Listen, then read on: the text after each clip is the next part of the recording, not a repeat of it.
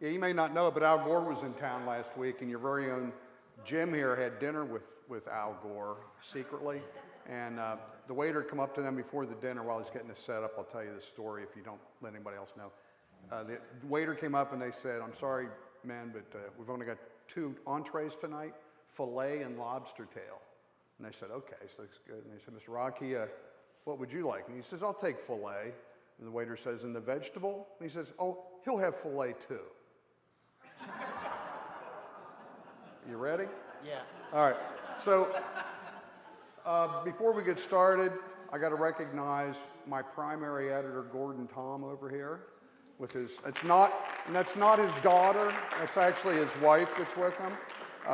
Without Gordon, this book, it would have been a book, but it wouldn't be nearly as readable. I would send chapters to Gordon, and he'd do his wordsmithing on them and polish it up a little bit. But thank you so much, Gordon. Great job.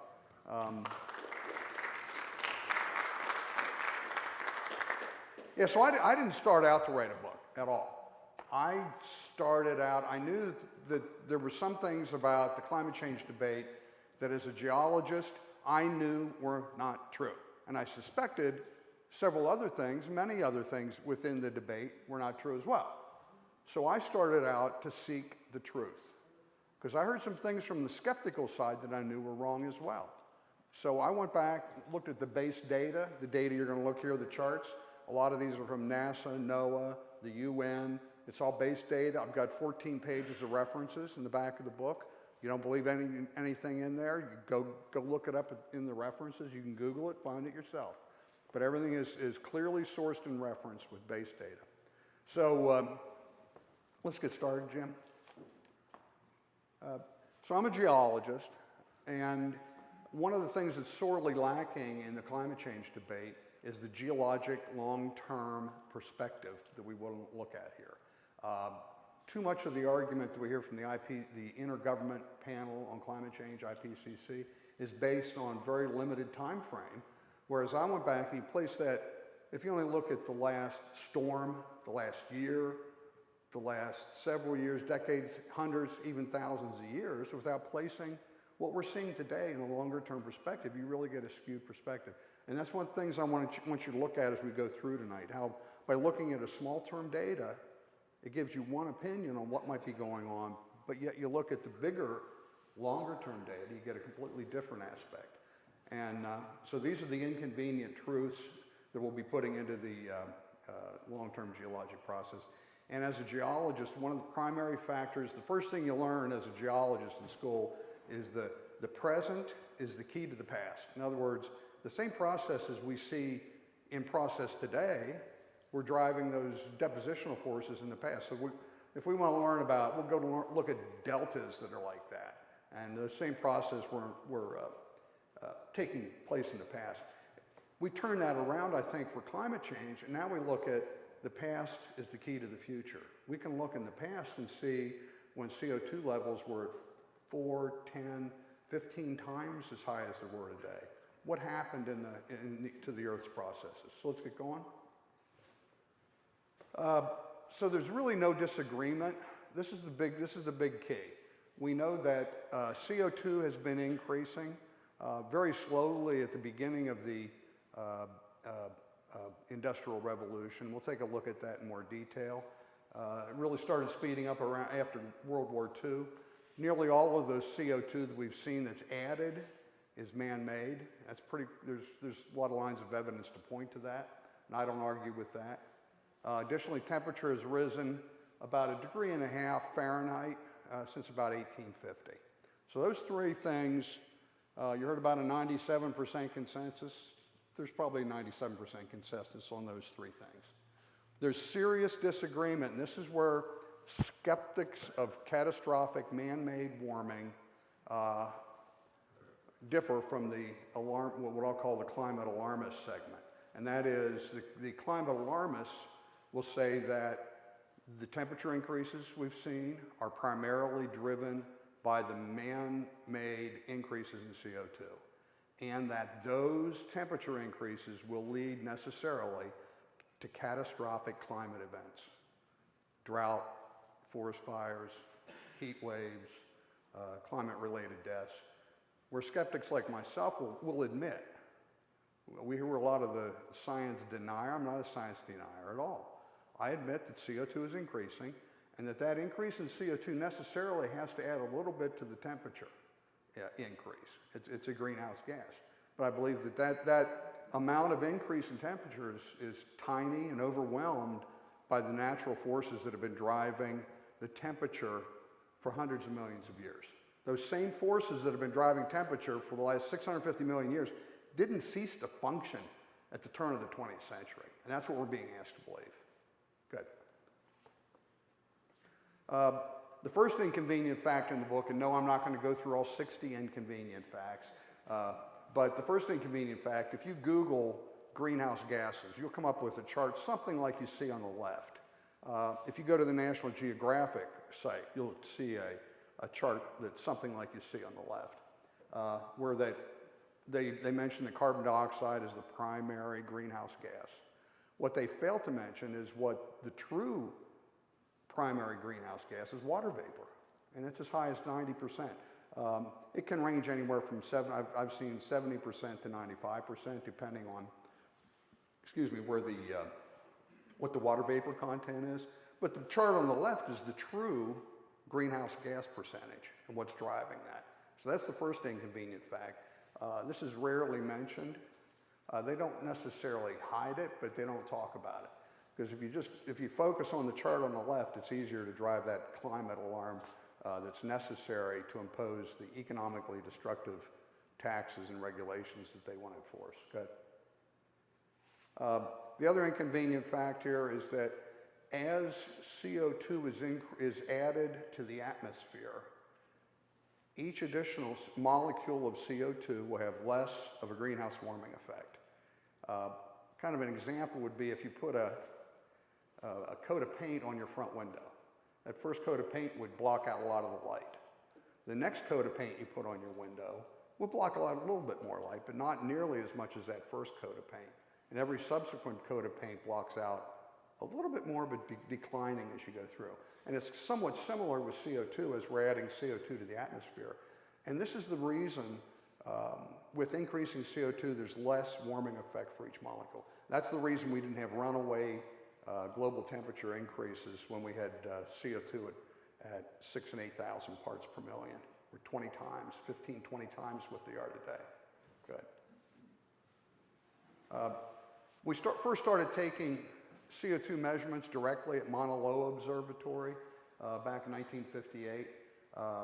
We've seen about, I'm going to have two numbers I want you to remember. One is 400 parts per million. We're at 406 right now. That's an increase. Before the Industrial Revolution started, we were at about 280 parts per million. So we've increased about 120 parts per million, about 40% since beginning the Industrial Revolution. Good. And again, this CO2 increase that we've seen is from man-made causes, mostly fossil fuel burning. I'm not disputing that at all. Coal, oil, natural gas. Interesting, cement manufacture also contributes some. Good. This is CO2 emissions, man-made CO2 emissions, dating back to the mid-1700s. And you can see that there were very, very minimal man-made CO2 emissions until around the mid-1800s when we started getting a little bit of a ramp up. But really the big peak and increase in CO2 really started after World War II in the mid-40s. And that's important to remember as we go through this, that 20th century saw an impact, but really it's been since the mid-40s that we've seen an increase. Good. And we're going to see that same chart superimposed on other charts as we go through. We're going to compare a lot of things to that CO2. We'll take a look here. This is 400,000 years of CO2 data. This is from Antarctic ice cores. Don't ask me about the detail. I don't want to go into the detail of how they do it, but it's complicated. But both sides agree that it's accurate. You can see we're up here at the last. Those are 4 interglacial periods. During the ice ages, CO2 levels fall precipitously. And you see at the bottom right, I've got a little red arrow. I have 182 million parts per million of CO2. I say it's dangerous. We'll take a look at that in a minute. But you do see that the 400 that we're at right now is about 120 parts per million higher than the other interglacial cycles we had. And then if you look at just this, that goes, wow, that's quite a bit. But let's take a look at this in a long-term perspective. We're looking at 600 million years of CO2 data. The blue line at the bottom is where we are today. Nearly all of Earth's history had significantly higher CO2 levels than we have today. In fact, we're in the Quaternary period now. The average CO2 prior to the period we're in right now was 2,600 parts per million. That's 6.5 times our current levels. Looking at the let's go look at the next one. That's 6.5 times where we are today. Looking at the long-term perspective, we're actually in CO2 impoverishment. Everything you've probably heard, anybody in this room probably thinks, everything you've heard carbon dioxide levels are dangerously high levels, right? They're not. We're CO2 impoverished. And that's a bad thing. This is probably the scariest chart in the book. This 140 million years of CO2 data. And I call it this is a dangerous chart. The red line at the bottom is 150 parts per million. That's the minimum threshold at which plant life can survive.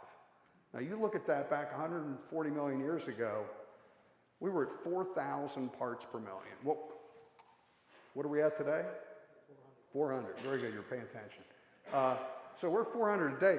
There's almost a direct line heading from 4,000 directly to that red line where plant life can't exist. That's a climate apocalypse. We're at too low levels of CO2, not too high. Good. This is the main temperature chart that's used by Michael Mann. Thank you. Michael Mann and the IPCC and a lot of the climate alarmists look at this chart. And I've superimposed CO2 emissions on this. I want you to look at this, and if you look at that, you could probably make a reasonable argument that there's some linkage between carbon dioxide increase and temperature, am I right? Just looking at that. Let's now take a look at the Central England temperature record. Well, okay, before we go to there, we mentioned that CO2 started increasing in the mid-40s after World War I. This is the same temperature record, looking at that period. The blue are areas that either temperature was declining or was stable, not increasing. 70% of the time since 1945, temperatures were either declining or stable. Obviously, something else is driving temperatures other than just CO2 alone. Good. All right, we just looked at this graph. I said this is the one that's used to document a lot of the climate alarmist arguments and the relationship between CO2 and temperature. Let's take a look at a longer term perspective. This is the Central England record. It goes back to the year 1659. All right, the red data is temperature.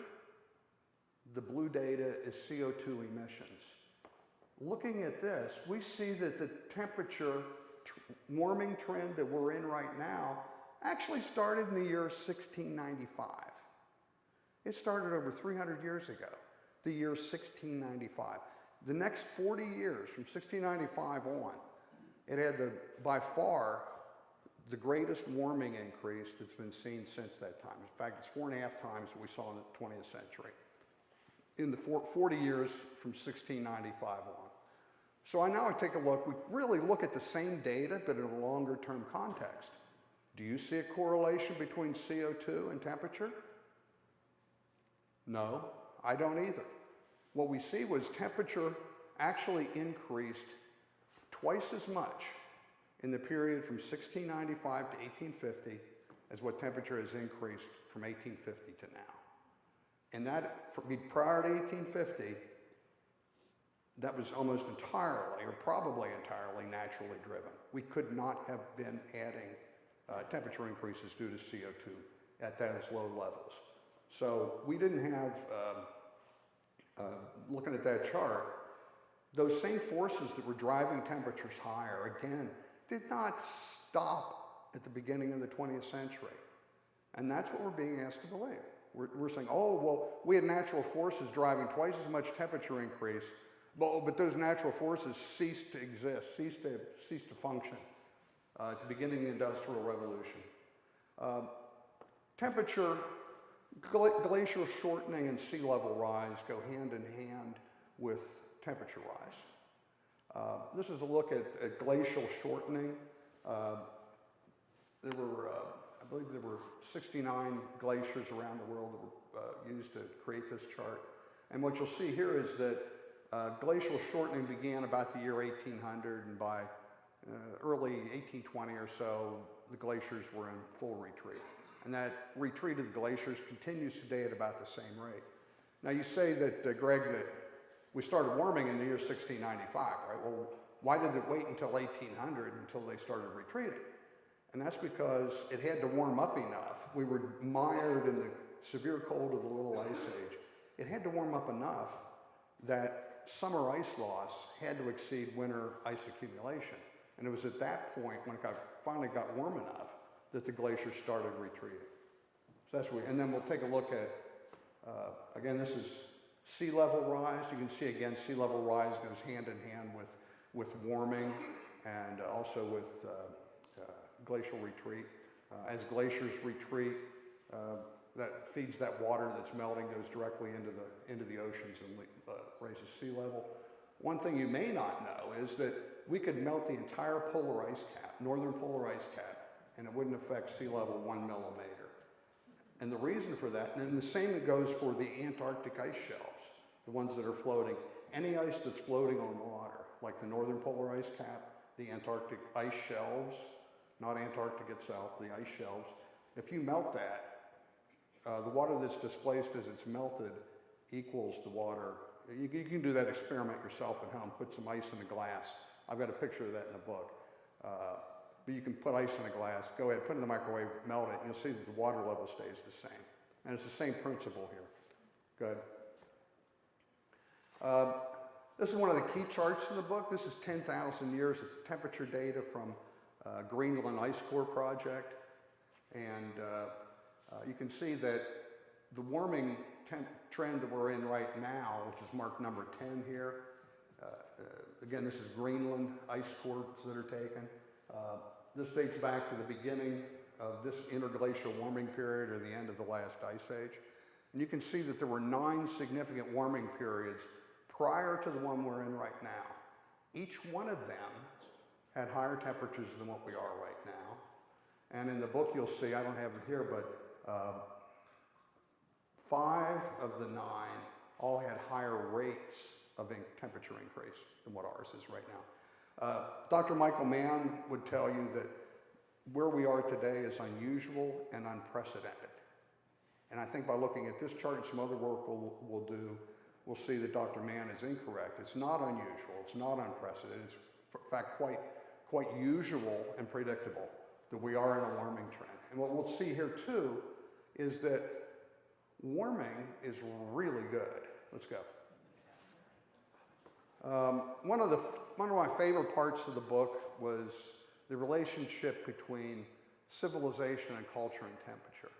And especially over the last 3,000, 4,000 years, there's been just a direct correlation between the rise of civilizations, the great empires, and warming trends. In each of the warming trends, the human condition prospered. People were able to feed their populations. And in between each warming period, it got cold, and really bad things happen when it gets cold. Mass depopulation, starvation, disease, you're unable to feed the population. For example, the Minoan warming period, that was the rise of the first of the Mediterranean, the Mycenaean culture around the Mediterranean, the rise of Akhenaten, the first great Egyptian empires. And then we see as we got what's called, after that we got into what was called the Greek Dark Ages, or the Vandal Minimum. Man, things went bad. Civilizations collapsed, people died, mass depopulations.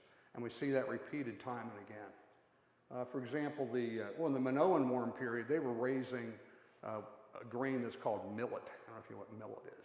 They were raising millet in Scandinavia. The only place it's raised today is in subtropical and tropical parts of the world. So we know that it was a lot warmer in the Minoan warm period.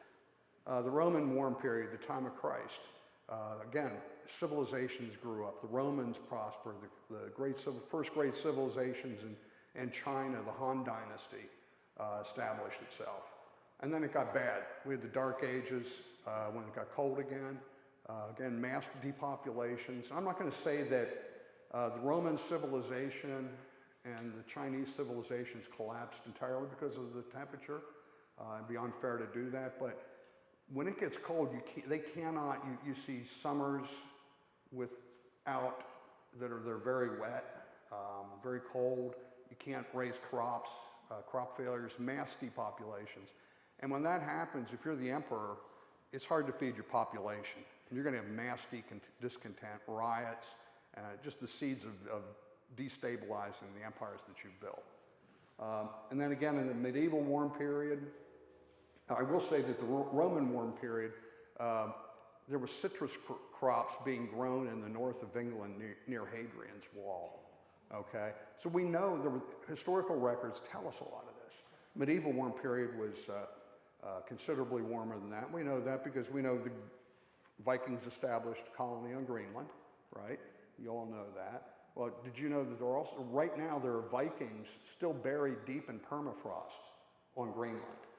It had to have been a lot warmer than it is today, right, for that to occur. And there's a huge number, thousands of historical documented cases of this occurring. So again, comparing today to the old times, the period we're in right now is not as warm as these other three that I'm showing here. And there were even warmer periods before. So after the medieval warming period went into the Little Ice Age, which again was a bad time. You remember the cold that Washington suffered at Valley Forge. The entire cod fishing population of the North Atlantic was destroyed. Iceland lost half its population. Those are bad things. And in each case, we're seeing really bad things occur when it gets cold. Help me out here. I know you're a 912 group. Who wrote the 5,000-year leap? Come on. You know it. Okay, I can't remember his name, but Clausen. There you go. Very good. You get a star. So, Clausen called this period the 5,000-year leap because we had 5,000 years of an advancement of civilization from really, from the 1800s. We were not too dissimilar to how they lived 2,000 years ago, 3,000 years ago. The primary means of transportation was by horse or ox-drawn cart, written communication or oral, and then we've advanced to where we are today. I'm not going to say that it's due to temperature, but it would have been much harder for us to make the advances we've made to civilization today if we were still mired in the temperatures of the Little Ice Age. Because when it's warm, you can grow crops, people can dream, they can create art sculptures, they can do great things. And when it's cold, the people in charge and the families are grubbing for the food for today and tomorrow. Their main focus is on feeding their family, not on sculptures and creation and thinking. Go ahead. This is a little longer term of historical temperature records dating back 60 million years. And you can see right now we're in a long-term ice age right now. We're actually in some of the lowest temperatures that we've seen in we are right now in the 60 million years. Good. Good. Now we'll talk about too, when I was in college in mid-70s, there was a lot of talk. Just remember, in the mid-70s, we were just exiting a 33-year cooling period that started from the mid-40s, ended at about 78. Remember those terrible winters that if you're old enough, if you're my age, you remember how 77, 78, horrible, horrible cold. And then it started warming again. But at that time, the main talk was how there was a lot of talk about us entering the next ice age. Well, we're now 11,000 years into this interglacial period. These interglacial periods last anywhere from 9 to 12. Some have lasted as long as 15,000 years. So the next ice age could be coming. It could happen in the next 100 years. Might happen in the next 2,000 years, but it's going to happen. And when it does, it's going to be bad. This is the extent of the ice age in the last glaciation. Nearly all of Canada and most of the United States will have to be abandoned due to the ice, as will most of Northern Europe. All right? Looking at this, I think an argument can be made that Trump might be building his wall on the wrong border. You know, we're going to have 80 million Canadians coming down with their toques on. You know, so my advice to you is either buy some mittens or maybe better yet, some property in Costa Rica, because when this happens, it's going to be bad. This will be accomplished or accompanied by mass depopulation, hunger, starvation, great turmoil. That's scary. So the first half of the book I dealt with the technical aspects: greenhouse warming, CO2 temperature, just to make sure that everybody got their basics to understand that. In the second half of the book, I dealt with what I call the climate apocalypse events. You know, it's too much rain, it's not enough rain, it's too much snow, not enough snow. You know, there's increasing toenail fungus. There's all, it's crazy the things that are tied to climate change. So the last half of the book, I took some of the big issues of these climate apocalypse events, and I dove into them, and I was actually quite surprised. I was having a conversation with a gentleman here before about forest fires, and I thought forest fires were increasing. I did. And I started getting into the data, and lo and behold, the voluminous data tells me that no, worldwide, forest fires are decreasing. We'll take a look at that in a minute. That's just one example. So I was personally surprised at a lot of these things that I personally thought were increasing, and I thought they were because the media, it's a media-driven hype. You know, if there's a community goes up in flames, we talk about it. But if we go through 15 years and nobody dies with a forest fire, mild weather does not make for good entertainment. So we hear about the bad stuff. Go ahead. A lot of these things that are contrary to what I thought, and I'm sure most of you think, is that the world is drying. It's turning, they call it desertification, that most of the planet's becoming desert-like, and that drying of the earth is leading to increased forest fires, increased drought, increased heat waves, things like that. What we find is just the opposite. Because of rising temperatures and increasing CO2, we're seeing an increased soil moisture content and a significant increase in soil moisture content throughout most of the world. This is from NASA. This is readily available on the NASA website. The green represents areas of the world where vegetation has been increasing for the last 30 years. And the brown, if you can even see it, means areas that have decreasing vegetation. In other words, desertification is taking place. Zhu is the author of this. He stated that upwards of 50% of the earth has seen an increase in vegetation over the last 30 years, and that only 4% of the earth has seen a decrease in vegetation. That runs full in the face of everything we've heard, is not. And the reason for this is, again, soil moisture content. Soil moisture content is driven primarily by two factors. As you increase temperature, and temperature is increasing, the water vapor in the atmosphere can be increased. The atmosphere can hold more water vapor in the atmosphere, which leads to increased precipitation, okay? The second factor is CO2 fertilization. The main factor in vegetation and drying of the soil is that as the plants breathe in and out through the pores on the bottom of the leaves, it's called transpiration. That's the main water loss from the plant, all right? Because of CO2 fertilization effect, the plants don't need to be, what we call it, breathing in and out. The plants don't need to be transpiring as often. That means they're not losing moisture. That means they're not taking it out of the earth. The moisture is staying in the soil instead of being removed. And this is pretty well documented. The ones we've looked at for greening of the earth and increased vegetation all point to those two factors. Something you've never heard, and you're going to go, really? Really, Greg? Is if we look at the Western Sahara, it's called the Sahel. 300,000 square kilometer area of the Western Sahara, the Sahel, is turning into a lush grassland. And the people that are studying this, there's amphibians actually moving into this area. There are people moving back into the Western Sahara where no one has lived for thousands of years. And you can Google, if you don't believe me, Google NASA greening Sahara when you get back home. NASA greening Sahara, easy to find, and you'll see some really interesting articles about that. And the authors of the studies of this attribute it to global warming and the increased precipitation. I had no idea. Has anyone else ever heard of anything like that? I know Gordon had. He helped me. He rewrote that chapter of the book with me. But and this is one of the big.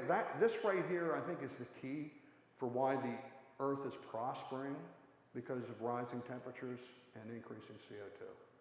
It's due to increased water vapor in the atmosphere and increased amounts of CO2 fertilization. Both of those are really good. Thank you. Go ahead. So again, that's just to give you, I want to talk about that because that gives you the basis of things that are really, it almost sounds counterintuitive that we're going through global warming, but droughts are declining. This is, again, in the book, I reference and source all of this, where this came from. And a lot of this is from NOAA and NASA data, although the papers were written by other research teams using that NOAA and NASA data. So again, we have a long-term drought, 30-year decline in drought. Okay. Interestingly, too, this was a study done of the most severe and intense droughts of the 20th century, and there were 30 of them. Yet only 8 of the 30 occurred since the year 1960. If we were going to see impacts of increasing drought due to rising temperatures and increasing CO2, should we not be seeing some effect of that? And that's the same question I'm going to ask for all of these impacts. When we look at these climate apocalypse events, they're based on climate models that are severely flawed. The climate models the IPCC uses have been proven to be predict 2.5 times too much warming, and actually in the tropics 3 times too much warming. So these are climate apocalypse events based on climate models rather than actual data. Go ahead. I talked about forest fires, and it's kind of touchy, especially with the forest fires, the property loss in California. I just looked again to check with the National Interagency Fire System today on their number of fires. We'll look at that next. The number of forest fires in the United States is not increasing. And worldwide, most of the work on forest fires has been done in the Northern Hemisphere, Asia, Europe, North America. The Canadian Fire Service actually stated, they had a lengthy study on forest fires in the Northern Hemisphere, and they stated that every study that they looked at, every empirical study that they reviewed, concluded that either forest fires were not increasing or that they were decreasing. And again, I thought, before I went in and looked at the data, I thought forest fires were increasing. I did. I just made that assumption. Jim? You're right? Yeah. Yeah? So this is a great chart that Craig Gidso and his team down at CO2 Science, they did extensive studies on what increasing CO2 means to the top 45 crops in the world. They provide over 90% of the food production in the world. This chart is in the book. And you can see if we increase CO2 content by 300 parts per million, this is the percent increase that we're going to have on the main food crops in the United States. Is that not a good thing? Isn't that? This bodes well for the human condition. We can feed the hungry in the world due to more CO2. There's a reason that greenhouses pump CO2 into their greenhouses, because CO2 fuels plant growth. I mean, if we look at this, this is very conclusive. Again, this is laboratory studies where they actually measured all this. Good.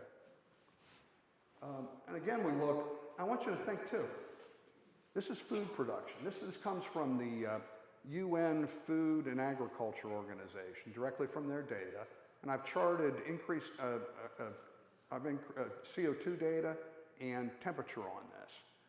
I'm not going to tell you that the increase we've got in the grains, this is grain production in there. I'm not going to tell you that that's due to increasing temperature and CO2. It sure hasn't hurt. It sure hasn't hurt. But yet, if you read most of the information from the alarmist groups, this is the one thing that they rant about, is about famine. It was going to harm the food production in the world. If that was going to occur, shouldn't we see some indication of that by now? Shouldn't we? I would think so. We see no indication. The only indication we see is increasing food production. We can look at that. I looked at a number of parameters. I selected some of the greatest examples. I think this is a great chart. Increasing CO2, increasing temperature, and food production continuing to rise. Again, a lot of this is due to mechanization, fertilization, and other things, but increasing CO2 and rising temperatures. Rising temperatures, too, has the combination of having lengthened growing seasons. That means that when you have a lengthened growing season, killer frosts arrive earlier in the spring and start later in the fall. You can get more plantings. You can grow more food. Okay. Heat waves, again, the soil moisture content from a lot of the work, it indicates that it's the decrease in heat waves is due to that increased soil moisture content, because that tends to alleviate the heat waves. And global warming primarily affects nighttime temperatures rather than daytime temperatures. So that's another alleviation there. But you'll see here that the peak in heat waves occurred in the 1930s, and it's stayed pretty constant. We'll take another look at the next one. This is a chart from John Christie of the percentage of the United States weather stations. There are almost 1,000 of them across the United States, where the temperature exceeded or reached 100 degrees. And you can see there's been a strong decline in these severe heat waves since the mid-30s. This is pretty clear. And again, this is from John Christie's testimony before Congress last year. Hurricanes are one of the big, we heard with Hurricane Harvey and the others this year, we saw 3 landfalling major hurricanes that hit the United States. They made a lot of it and tried to connect it with global warming. However, the facts are that we had just gone through 12 years of no major landfalling hurricanes in the United States. That's the longest period of time to not have a major hurricane hit the United States. The previous record was 8 years, and that was back in the late 1800s. So other than that, we had 12 years of no major landfalls, and now we get 3 in 1 year, which is not unusual at all. It's actually low. And of course, they tie it to climate change. But if we look, this is hurricanes, long-term hurricane data is hard to measure, because prior to the satellites, a hurricane could rise up in the North Atlantic and then dissipate. No one would know about it. This is landfalling hurricanes that hit the United States. NOAA estimates that any landfalling hurricane that hits the United States, dating back to 1850, somebody's going to recognize it. So this is pretty good data showing a decrease in hurricanes. Good. Let me just talk about even the IPCC, Intergovernmental Panel on Climate Change, agrees that there's no correlation between hurricanes and global warming. What they've gone to, both the IPCC and some of the alarmist groups now recognize and admit, because they're confronted with the data, that, okay, there's not an increase in number of hurricanes, but they're increasing in intensity, okay? Christopher Landsea at NOAA did a study on this, extensive study. And isn't that a great name for a meteorologist?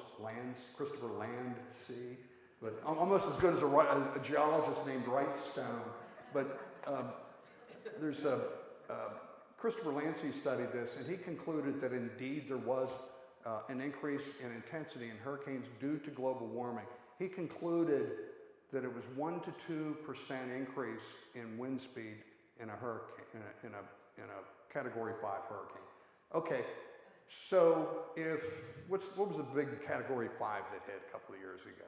That hit devastated, whatever. Yeah, Mississippi.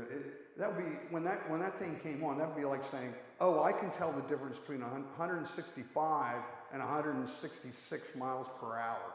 You know, give me a break. Even if they're right, it's incredible.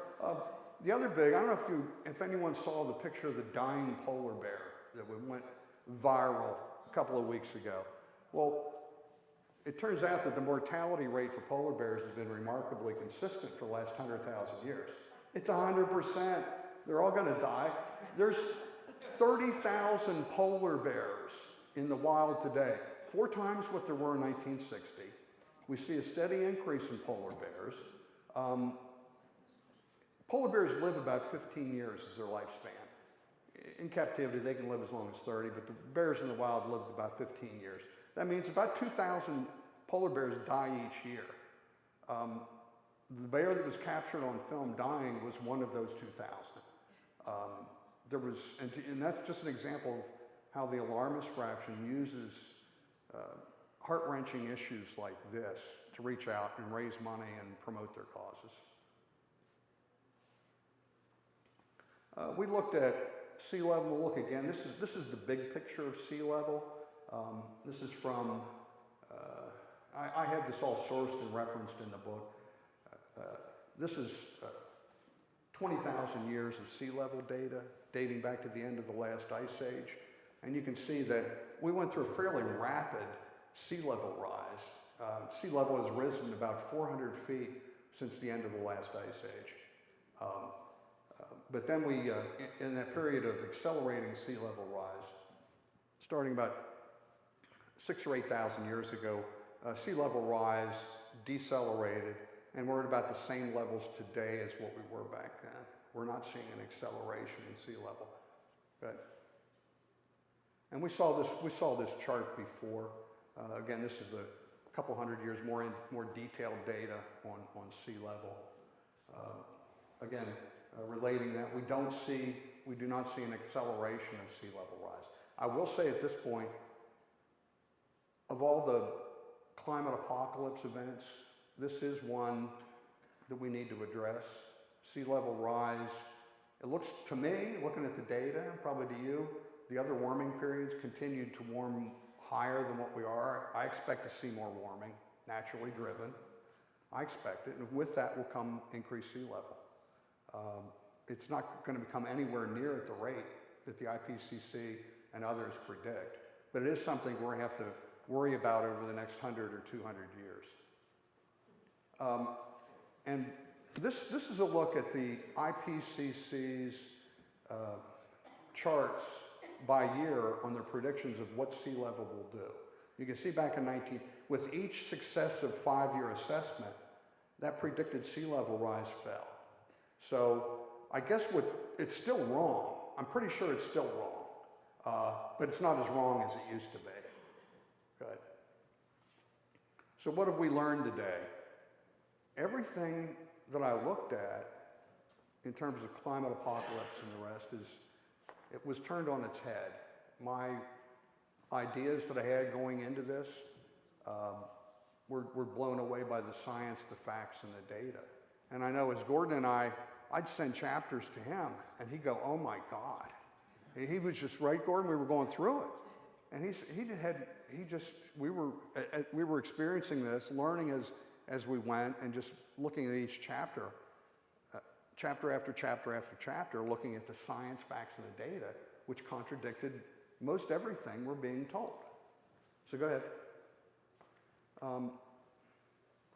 So the big overarching theme of my book is that rising CO2 and rising temperatures are doing really good things to the Earth's ecosystems and the world and the human condition. By every metric I looked at. Again, we'll have to deal with sea level rise.